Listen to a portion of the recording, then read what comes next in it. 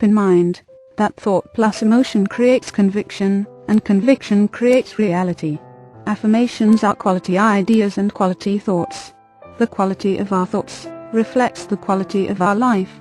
Hence, if we were to raise the quality of our thoughts, we would automatically improve the quality of our life. How positive self-talk and positive imagery can work for you. Positive self-talk statements are induced autosuggestions. At the turn of the century, Emile Powell used autosuggestion very successfully at his clinic in France. He taught his patients to repeat this statement: "Every day, in every way, I am getting better and better." And it worked, because of the constant repetition. Positive self-talk works on the theory of displacement. If you have a glass of dirty water, and you put it under the faucet, and start running clean water into the glass, eventually the dirty water will be displaced by the clean water. When you replace unworkable thoughts with positive workable thoughts, the same phenomenon occurs. It is not necessary to get rid of limiting beliefs we hold in our subconscious. What is more important is to ensure that the dominant thoughts we hold in our mind support us in getting what we want instead of what we don't want. In computer language there is a term called GIGO. That's pronounced G-go. It stands for garbage in dash garbage out. What it really means is that, if you feed a computer all the wrong data, and then ask it a question, you can expect to receive the wrong answer. Now what is the weakest link in any computer? The computer programmer is the weakest link, of course. If the programmer's perception of reality is incorrect, then his or her input will be incorrect. This means that the data fed into computer will be incorrect, and then the feedback from the computer, when called upon to solve a problem, will be incorrect. Likewise, if your personal programmer, which is your conscious mind, incorrectly feeds the wrong data, which is illogical or erroneous, then the translation of that data will be incorrect. Opposing thoughts are mutually exclusive. This means you cannot hold two opposing thoughts at the same time. You cannot think I can, and I can't at the same time about the same thing. So it is important to look at and program your dominant thoughts. Emerson said, "We become what we think about all day long," and that's very true. You and I are walking, talking evidence of our beliefs. As we've discussed, positive self-talk is one of the most effective tools in programming your subconscious for success. Positive self-talk is also known as an affirmation. Affirmation literally means to validate or confirm. So when we think a thought over and over again, we are validating or confirming it as the truth. What we are doing is firming up our belief by making a recording in the neuron structure of our brain, which is processed through our subconscious mind. Once our subconscious mind has accepted a belief, it is an idea whose time has come. Using affirmations on a daily basis is one of the easiest things we can do to change our lives. Most people do not know how to use affirmations properly. You will learn an easy method to imprint your affirmations in Chapter 7, but all you need to know right now is that it is easy to do. To achieve the best possible results, it is necessary to combine our self-talk and affirmations with imagery. It can be said that every thought we think is a picture within the mind. If I mention a dog, you see a dog in your mind's eye. If I mention an abstract word such as courage, you must mull it around in your mind until you are able to reduce the abstraction to a mental picture of what courage means to you. You've probably made the statement, "I'm unable to get the picture," when communicating with someone. If you're confused and don't understand what someone is trying to tell you, you are unable to get the picture. Imagery or visualization is a process of holding a thought in your mind until it creates a mental picture or image. The mental picture or image allows you to be there, to experience it in your mind. This is known as applied imagination. The difference between affirmation and imagery is that affirmations are conscious thoughts you choose to think about. Imagery goes a step further. It takes those thoughts and dwells upon them until they generate emotion and belief. Imagery or visualization is not daydreaming. Imagery is a conscious process that has predetermined attitudes and beliefs that are used to support achieving a certain end result or goal. The purpose of visualization is to build the necessary confidence to take action. Daydreams are generally a diversion from reality, and are not predetermined conscious thoughts that support attitudes or beliefs.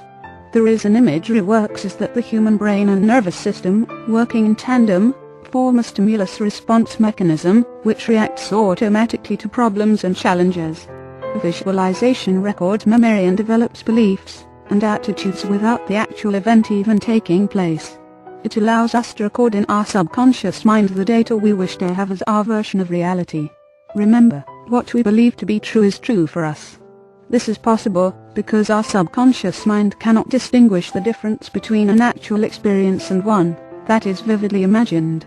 If we imagine something with vivid intensity through the direction of imagery, our subconscious accepts it as though it was actually happening. Once our subconscious accepts what we are imaging, everything we experience after that will relate to the newly formed belief or image.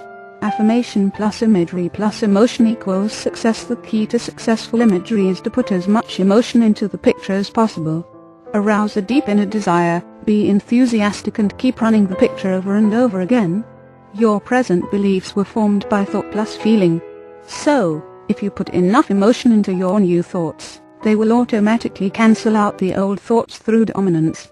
New thoughts programmed with repetition and imagery become dominant thoughts. Dominant thoughts and beliefs control our behavior. Each one of us has proven that this works. When you worry about something, you picture the negative future outcome vividly in your imagination.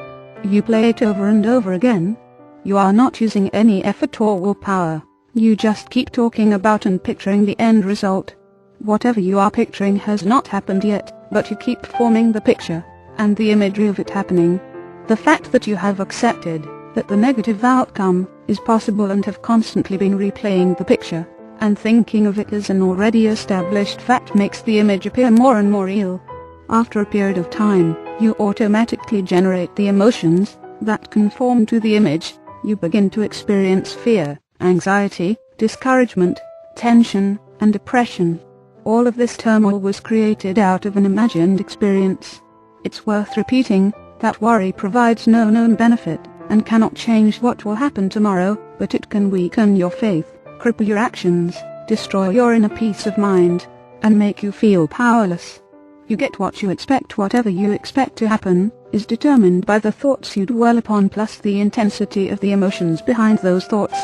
It is worth repeating that our subconscious does not question the validity of the data we present to it. It merely processes it and attracts to us what we believe to be true. If we are using imagery to change habit patterns, we must see ourselves acting and reacting the way we want to be in the future. It doesn't matter how we acted today or yesterday.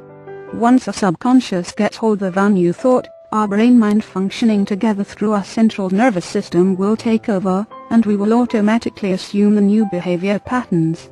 The key is to be able to picture or imagine the end result so vividly that it appears real. We have learned that our subconscious mind functions in terms of goals or end results. Once the subconscious has accepted an idea, you can absolutely depend upon it to take you to that goal. If we will supply the end result, our subconscious will supply the how-to. It will show us how to reach that end result. Think of the end result in terms of present possibilities. It must be seen so clearly that it seems real to your brain and nervous system. The ultimate aim of affirmation and visualization is to evoke the feeling that the goal has already been achieved. Feel as though it has already been achieved, and your imagery will pull you toward the end result that you desire. Imagine it in as much detail as possible. Keep using the imaging process over and over again for the same goal. In the beginning, don't worry about whether you are putting in enough detail. Every time you visualize, you will automatically incorporate more and more detail. Always put yourself in the picture. See yourself involved in the activities of your goal. If you do not put yourself in the picture, you may not be in the end result. For example, suppose you want a new car, let's say it's a new BMW. You visualize the car and faithfully infuse your imagery with emotion, detail and repetition. And then, all of a sudden, a new BMW comes into your life.